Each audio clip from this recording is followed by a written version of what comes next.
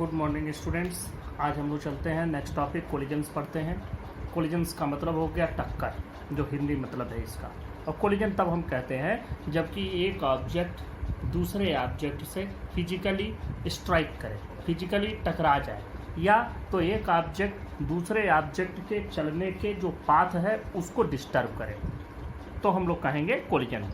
दोनों बातें समझें, या तो एक ऑब्जेक्ट चल रहा है, दूसरा ऑब्जेक्ट चल रहा है, या जा करके इसको फिजिकली स्ट्राइक करे, दोनों टकरा जाएं, या तो इसके चलने का पाथ इसकी वजह से या इसके चलने का पाथ इसकी वजह से डिस्टर्ब हो, मतलब इन्फ्लुएंस हो, प्रभावित हो, तो हम कहेंगे there is a collision between the two particles. अब देखो कोलिजन कई तरह के होते हैं। इनमें जो मेन टाइप है कोलिजन का वह है इलास्टिक और इनइलास्टिक कोलिजन। तो इलास्टिक कोलिजन में क्या होता है? इलास्टिक कोलिजन में ये होता है कि जो काइनेटिक एनर्जी होती है दोनों पार्टिकल की, उसमें कोई लॉस नहीं होता, मतलब there is no loss in kinetic energy during the collision. मतलब kinetic energy before collision must be equal to the kinetic energy after collision. ये होता है इलास्टिक कोलिजन में। और जब काइनेटिक एनर्जी कंजर्व होती है तो इसमें मोमेंटम भी कंजर्व होता है। वैसे मोमेंटम जनरली जितने तरह के कोलिजन होते हैं सब में कंजर्व होता है। दूसरा in elastic collision. In elastic collision, अब ये कोलिजन ऐसा है कि जिसमें काइनेटिक एनर्जी का लॉस होता है, और जनरली यही कोलिजन हमको हर जगह मिलता है। इलास्टिक कोलिजन तो हम लोग मानते हैं कहीं कहीं कि जैसे दो मार्बल के बॉल हों, या जो इस तरह के कोलिजन्स होते हैं एटम के अंदर, वो कोलिजन्स कुछ माने जाते हैं इलास्टिक। नहीं तो ज़्यादातर सारे कोलिजन्स इन इलास्टिक की माने। इन इलास्टिक में काइनेटिक एनर्जी का लॉस होता और ऑब्वियसली होता भी है, इसलिए कि जैसे मैं इस पेन को ही अगर इस पर कोलाइड कराऊं तो साउंड प्रोड्यूस हुआ। साउंड प्रोड्यूस हुआ मतलब कि कुछ न कुछ एनर्जी साउंड में कन्वर्ट हुई। तो इस तरह के कोलिजन्स जो भी होते हैं सभी कोलिजन्स इन इलास्टिक ही होते हैं प्रैक्टिकली। तीसरा एक और तरीके का कोलिजन हम पाते हैं, ये इलास्टिक का ही एक और है, परफेक्टली इलास्टिक। परफेक्टली इलास्टिक में क्या हो जाता है, जैसे कोलाइड हुआ एक ऑब्जेक्ट और दूसरे ऑब्जेक्ट से स्टिक हो गया। पहला ऑब्जेक्ट दूसरे ऑब्जेक्ट से कोलाइड करने के बाद उसी के साथ चिपक गया और दोनों एक ही वेलोसिटी से आगे चलना शुरू कर दिए। जैसे कोई ऑब्जेक्ट चला जा रहा है और उस पर गीली मिट्टी जा करके पड़ जाए, तो गीली मिट्टी फिर उसी ऑब्जेक्ट के साथ चलना शुरू कर देगी, उसी वेलोसिटी से चलना शुरू कर देगी, दोनों एक कॉमन वेलोसिटी से चलने लगेंगे, तो उसको हम लोग कहते हैं परफेक्टली इलास्टिक कोलिजन। अब एक और होता है कि super elastic collision. Super elastic collision ये सबसे खतरनाक कोलिजन है। सुपर इलास्टिक में काइनेटिक एनर्जी बढ़ जाती है। अब आपके दिमाग में आएगा काइनेटिक एनर्जी तो सब में घट जाती है, अब बढ़ने का कोई सवाल ही नहीं उठता। हो सकता है कि उतना ही रह जाए, लेकिन बढ़ेगा कैसे? तो काइनेटिक एनर्जी इसमें बढ़ जाती है। ये कौन सा? इसी का नाम एक्सप्लोजिव कोलिजन भी है। इसको एक्सप्लोजिव, अब आपके समझ में आ गया कि ये बम बना करके रखा गया है, कोई काइनेटिक एनर्जी इसमें नहीं है। आपने इसमें आग लगाई या किसी भी तरह से करंट दिया या जो भी मेथड हो इसको एक्सप्लोड करने का, उसके बाद से इसके पार्टिकल्स दूर दूर मूव किए, तो क्या हुआ? अभी तक तो कोई काइनेटिक एनर्जी नहीं थी, अब काइनेटिक एनर्जी आ गई, मतलब there is an increase in kinetic energy. और एक आध और तरह के होते हैं, लेकिन हमको उतना डिटेल में नहीं जानना है। हमें सिर्फ और सिर्फ आपके सिलेबस में यहाँ इलास्टिक कोलिजन ही है। फिर elastic collision 2 dimension, elastic collision 1 dimension, ये सारे भी आएंगे। तो हम लोग इलास्टिक कोलिजन 1 डायमेंशन और 2 डायमेंशन को थोड़ा मोड़ा स्टडी करेंगे। इसको लिख लेते हैं। Collision between two bodies is said to occur when they either physically strike each other or if the path of motion of one is influenced by the other. There are following types of collisions. This is the major types. There may be more, some more types. पहला देखते हैं elastic collision. If there is no loss of kinetic energy during a collision, in this collision momentum also remains conserved. In elastic collision, if there is a loss of kinetic energy during collision but momentum remains conserved, इसमें kinetic energy का loss होता है लेकिन momentum conserved होता है। तीसरा देखो perfectly elastic collision, if two bodies stick together after collision and move as a single body with a common velocity। चौथा super elastic or explosive collision, there is an increase in kinetic energy. लेकिन एक बात है कि momentum सब में conserve होता है, तो उसको हम लोग अलग से एक क्वेश्चन बना करके उसको सॉल्व भी कर लेते हैं। देखो हमने क्वेश्चन लिख लिया, prove that total linear momentum is conserved in all collisions. ये एक क्वेश्चन हो गया, सोल्यूशन है। ये पार्टिकल 1 और 2 हमने बना दिए। Let particle 1 and 2 collide each other if F12 equal to force exerted on 1/2 and F21 is force exerted on 2/1। 2/1 है तो फोर्स लगेगा 2 पर बाई 1, 1/2 है फोर्स लगेगा 1 पर बाई 2। अब देखो according to Newton's third law of motion, according to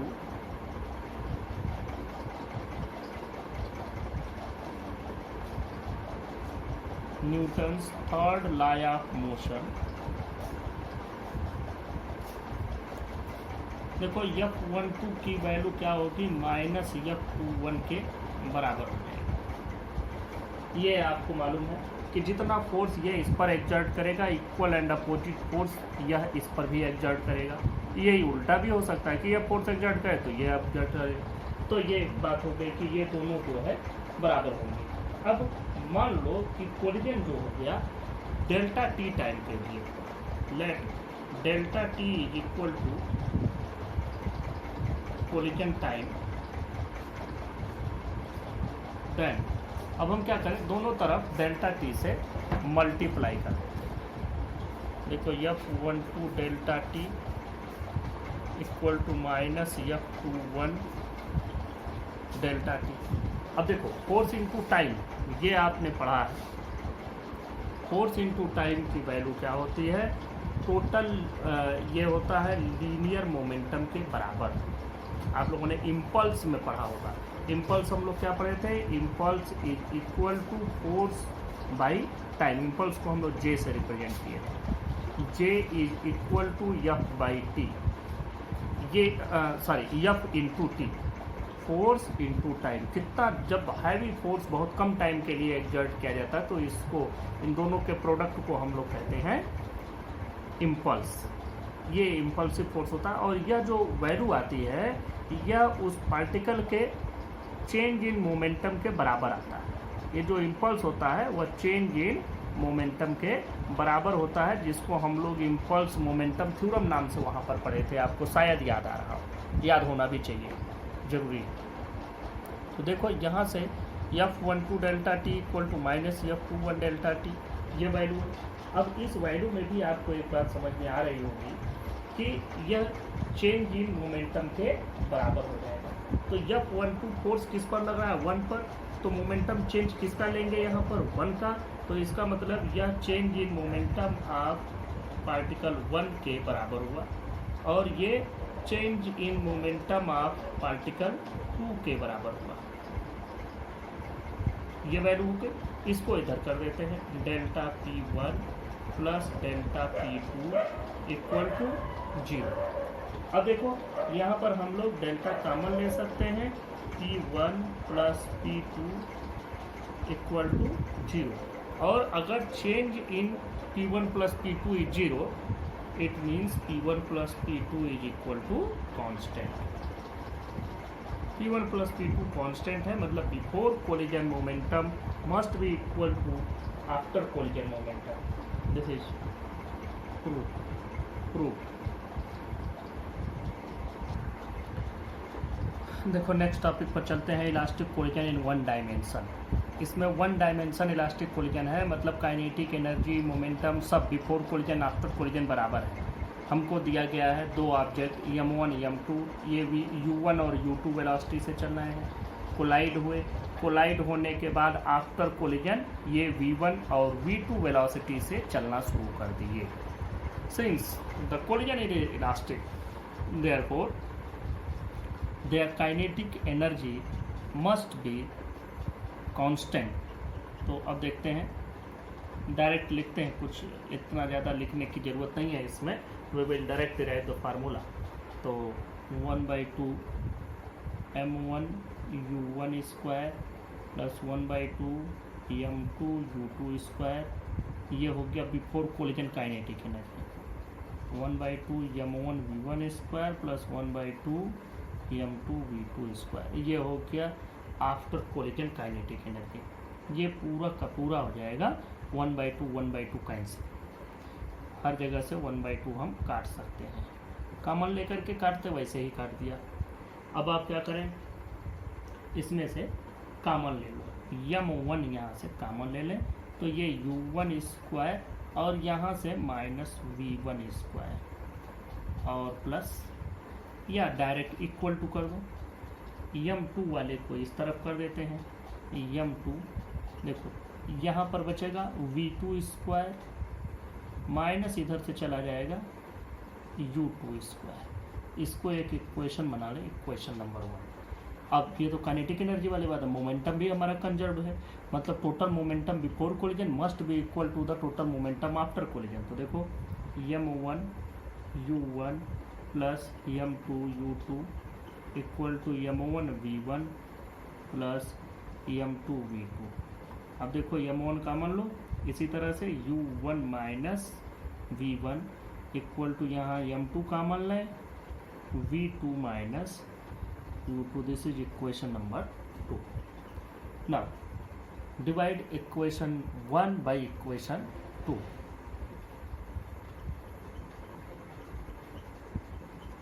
dividing equation 1 by 2 we get, यहाँ से आप वैल्यू कैलकुलेट कर सकते हैं। देखो m1, ये इक्वेशन नंबर 1 पर जाओ, u1 square minus v1, a square minus v square का मतलब a minus b a plus b, तो लिख देते हैं u1 minus v1 u1 plus v1 divided by m1 u1 minus v1 equal to, इसी तरह इधर भी m2, ये v2 माइनस u2 और v2 plus u2 divided by ये m2 v2 माइनस u2। देखो ये तो पूरा इससे कैंसिल हो जाएगा, हम काट नहीं रहे हैं, ये वाला भी इससे कैंसिल हो जाएगा, बचेगा क्या, m1 से m1 कैंसिल हो जाएगा, m2 से m2 कैंसिल, इधर बचेगा u1 प्लस v1, इधर बचेगा v2 प्लस u2। अब यहाँ पर आप एक चीज़ देखें, इनिशियल वाले को एक तरफ कर लें, मतलब u1 minus u2 equal to v2 minus v1।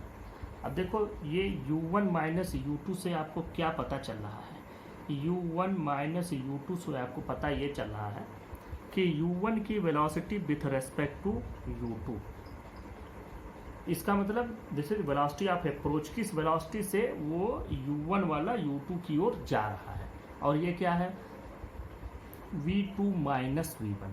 इसका मतलब velocity of object m2 with respect to m1, मतलब पहले वाले के रेस्पेक्ट में दूसरे की वेलोसिटी, पहले के रेस्पेक्ट में दूसरे की वेलोसिटी, ये क्या है दूसरे के रेस्पेक्ट में पहले की वेलोसिटी। तो ये वेलोसिटी ऑफ अप्रोच है, ये वेलोसिटी ऑफ सेपरेशन, ये दूर जाने की वेलोसिटी है, नज़दीक आने की वेलोसिटी है। तो इसका मतलब velocity of approach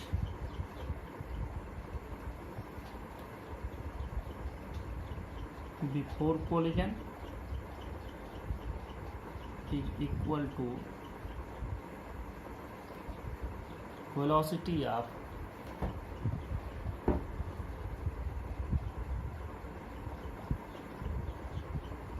separation after collision.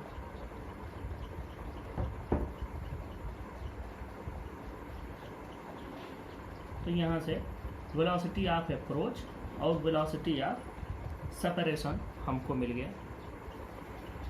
अब देखो यही जो फार्मूला हमको मिलता है, इसी फार्मूले को हम लोग इक्वेशन 3 भी मान लेते हैं, और इसी फार्मूले से अब हमको जैसे अगर m1 m2 u1 u2 पता हो, बिफोर कोलिजन सारी वैल्यूज़ दी गई हैं, और आफ्टर कोलिजन निकालना हो in terms of before collision, और 1 डायमेंशनल इलास्टिक कोलिजन हो, तो हम लोग कैसे पता करेंगे कि वेलोसिटी क्या है। तो अब देखो यहाँ से हमको u1 और u2 तो मालूम ही है, ये दोनों पता है, v1 और v2 की वैल्यू पता करनी है। तो यहाँ से किसी एक की वैल्यू हम लोग उठाते हैं पहले, और उसको उठा करके इसमें से एक इक्वेशन, जैसे दूसरा वाला इक्वेशन, पहला वाला इक्वेशन थोड़ा सा उसमें स्क्वायर टर्म आ गया, छोड़ दो, दूसरे वाले इक्वेशन में हम लोग पुटअप कर देते हैं। तो यहाँ से V2 की वैल्यू उठाएंगे तो V1 की पा जाएंगे, V1 की उठाएंगे तो V2 की पा जाएंगे, कोई एक हम लोग ले लेते हैं। तो हम लोग पुट करते हैं, we put the velocity of velocity V1 from equation 3 to equation 2।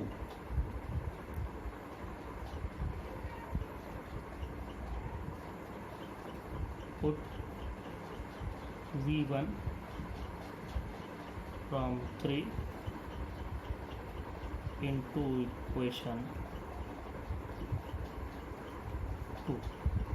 तो V1 की वैल्यू देखो यहाँ से क्या मिलेगी, ये V1 की वैल्यू हम लोग पहले लिख भी लें। V1 इज इक्वल टू हमको मिलेगा, V1 इधर कर दें तो हमारे पास आ जाएगा V2 minus U1 plus U2, ये वैल्यू हमको मिल जाएगी। V2 minus U1 plus U2, ये वैल्यू रखते हैं M1, देखो U1 माइनस V1 है, U1 माइनस V1, तो V1 की वैल्यू ये रखना है, तो मतलब V2 plus U1 minus U2, ये हो गया U1 minus V1 equal to M2, value रखनी है V2 माइनस U2, तो ये तो रहने ही थे V2 माइनस U2। एक बना लेते हैं, एक बना के देख लेते हैं, दूसरा वाला तो हम लोग कर लेंगे अपने से, पहले एक करने की कोशिश करते हैं। देखो इसमें हम लोगों को V2 चाहिए in terms of U1, M1, M2, U2, इन सब के टर्म में हमको सिर्फ V2 चाहिए। अब इसमें से देखो V2 ही बचा है, V1 गायब हो गया क्योंकि V1 को हमने रिप्लेस कर दिया है। तो अब देखो यहाँ से जो वैल्यू V2 वाली है उसको इधर रख के बाकी सबको उधर भेजना है। पहले ब्रैकेट ओपन करते हैं, देखो हम लोग करते हैं M1 U1, यहाँ U1 दो बार है, 2 U1 है, तो 2 M1 U1 minus M1 V2 और माइनस M1 U2, ये वैल्यू आ गई, is equal to M2 V2 minus M2 U2। अब देखो यहाँ से और यहाँ से दोनों से हम V2 को एक तरफ करते हैं, बाकी सारी चीज़ें इधर उठा ले आते हैं। देखो यहाँ पर बच रहा है 2 M1 U1 और माइनस ये M1 U1 यहाँ बचा और minus M1 U2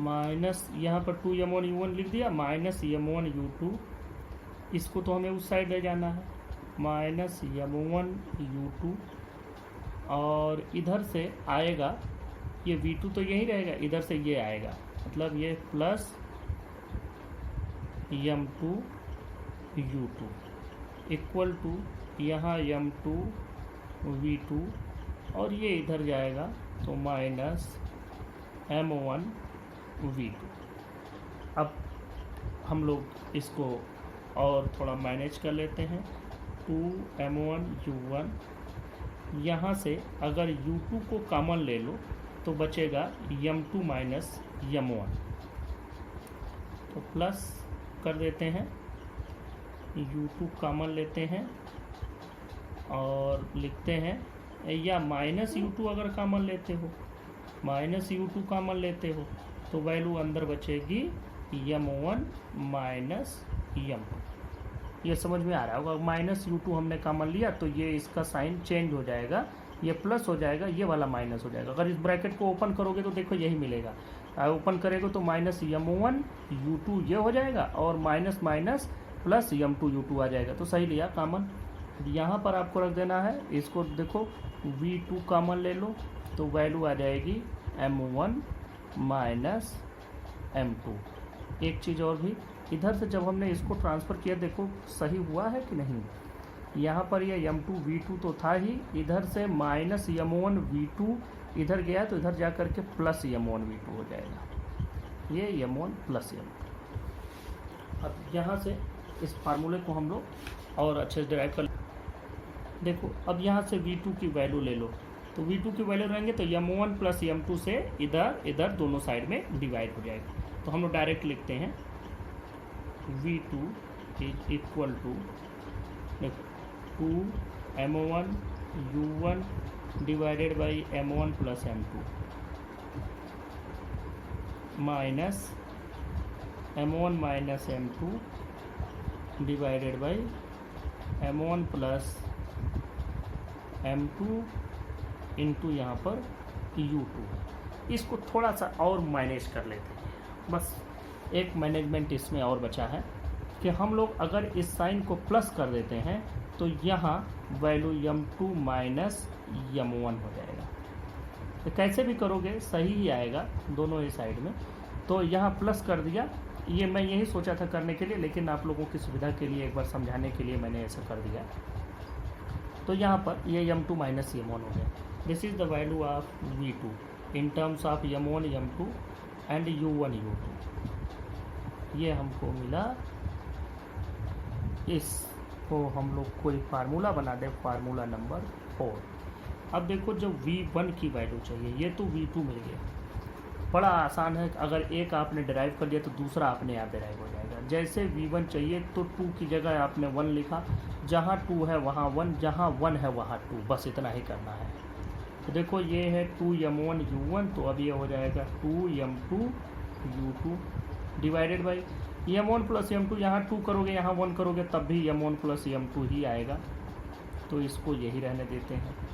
plus m2 minus m1 था तो यहाँ पर m1 माइनस m2 कर दिए, डिवाइडेड बाई यहाँ पर क्या था m1 प्लस m2, तो ये m2 प्लस m1 भी वही रहेगा, कोई इसमें परिवर्तन नहीं होगा। यहाँ था m2 माइनस m1, तो यहाँ m1 माइनस m2 कर दिया। यहाँ u2 है तो यहाँ पर आपको कर देना है u1।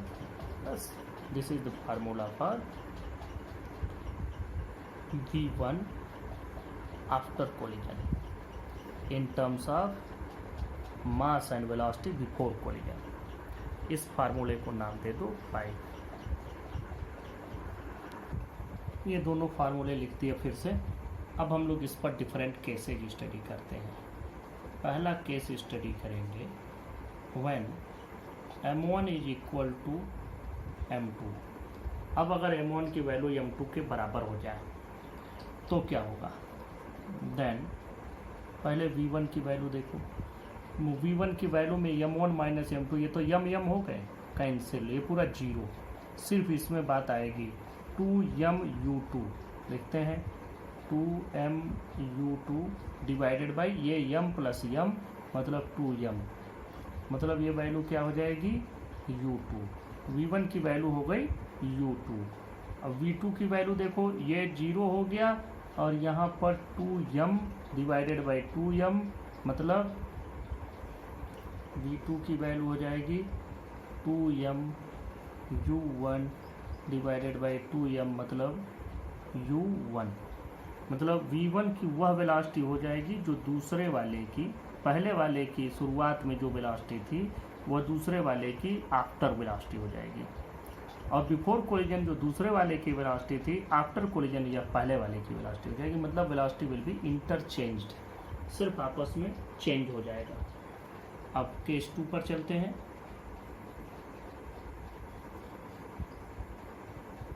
Case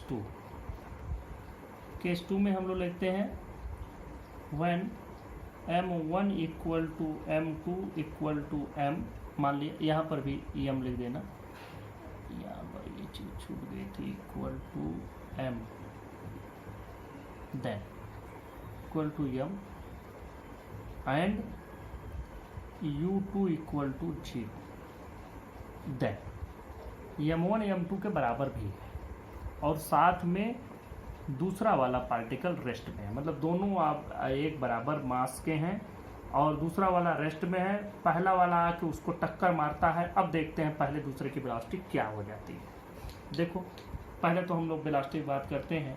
what will be the value of v1 after collision. तो देखो यहाँ से m माइनस यम दोनों बराबर है, तो ये तो जीरो हो ही गया, पूरा u2 भी जीरो है, हमने लिया दूसरा ऑब्जेक्ट रेस्ट में है तो ये भी जीरो हो गया, मतलब v1 की वैल्यू पूरा जीरो हो गई। v2 की वैल्यू की बात करते हैं, ये तो जीरो हो ही जाएगा m माइनस यम की वजह से, यहाँ पर आएगा 2m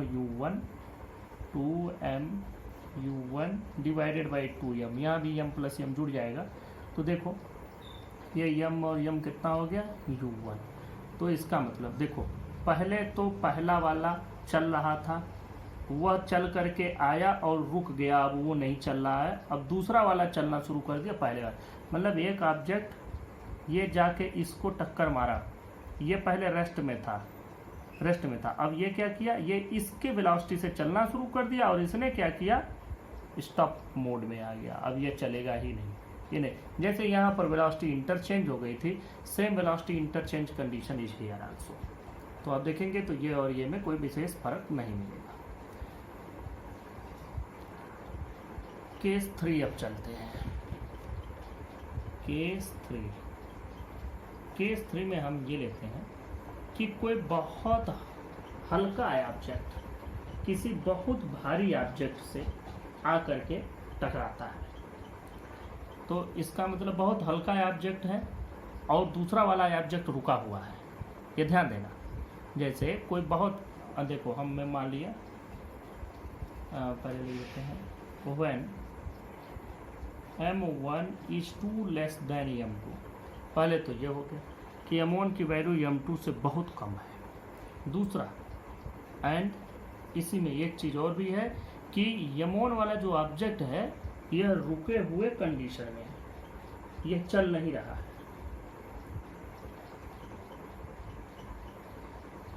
अब देखो m1 बहुत हल्का भी है और यह जाकर के कोलाइड कर रहा है दूसरे ऑब्जेक्ट से, और दूसरा ऑब्जेक्ट रेस्ट की कंडीशन में है।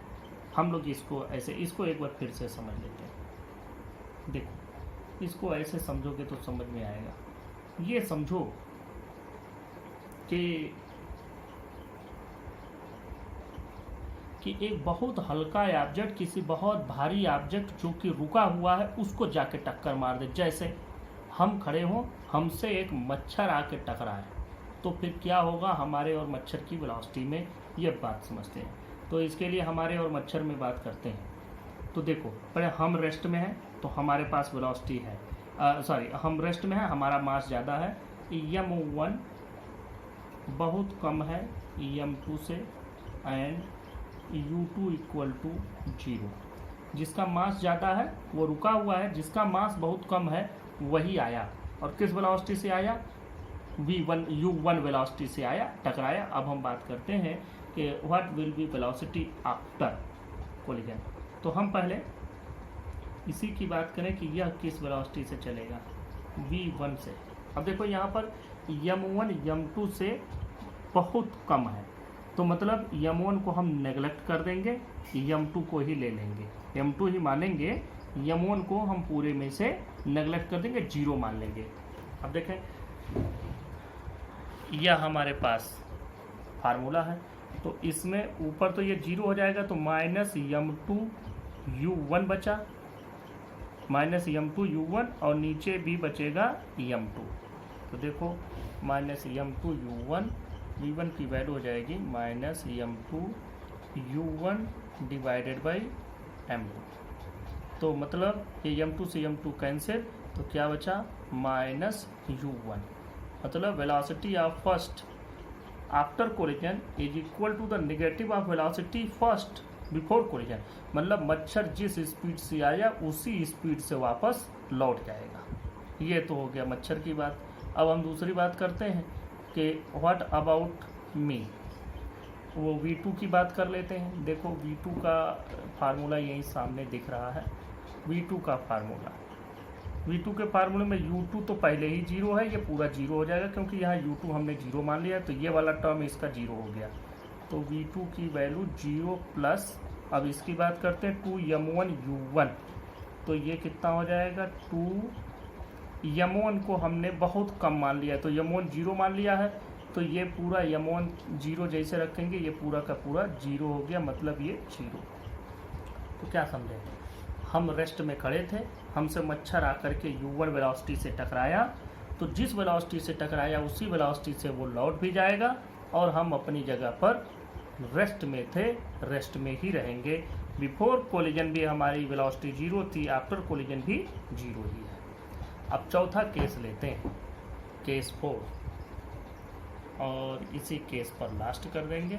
यहाँ पर बस हमको ये मान लेना है कि अब हम गए मच्छर से टकराया है, और मच्छर क्या था, चुपचाप रुका हुआ था, अब हम चल रहे थे, मतलब m2 इज हाँ m1 तो आपको मानना ही है, इसको समझो। यहाँ पर m1 is 2 greater than m2। इसके पहले वाला देखो m1 बहुत कम था, अब m1 बहुत ज़्यादा है, और ये जा कर के टकरा रहा है जिससे, वह क्या है, रेस्ट में है। अब हम बात करेंगे फार्मूलों की। देखो मतलब हम गए मच्छर से टकराया है, जब टकराए तो क्या हुआ, तो पहले तो हम अपनी बात करें कि हम किस वेलोसिटी से चल रहे थे, u1 से चल रहे थे, अब हम किस वेलोसिटी से चलेंगे, v1, मतलब आफ्टर कोलिजन हमारी वेलोसिटी। देखो यहाँ चलते हैं v1 वाले फार्मूले पर।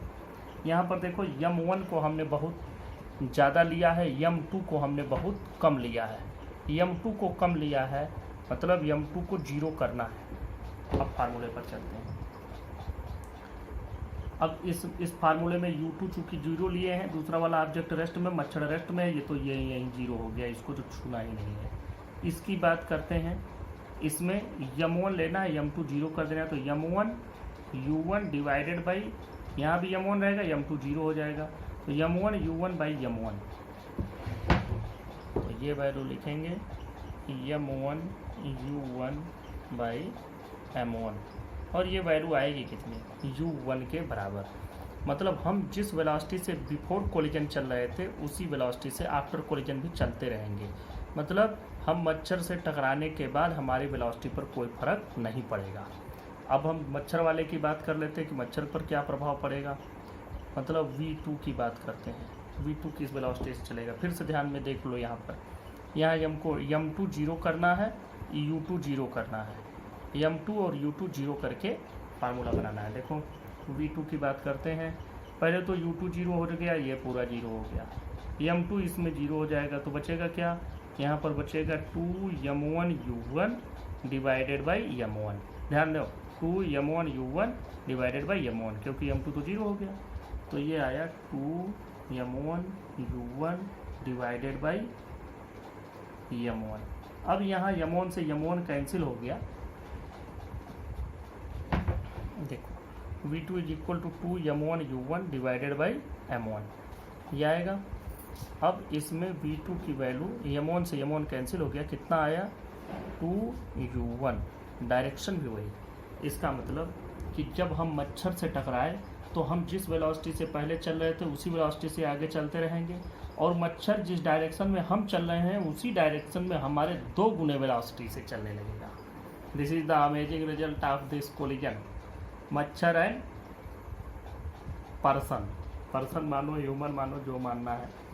तो ये हो गया आपका इसमें कोलिजन, हर तरह का कोलिजन, आदमी, मच्छर, जानवर, जो समझना है सब समझ लो। नेक्स्ट टर्म पर इसके न्यूमेरिकल सॉल्व किए जाएंगे। Thank you.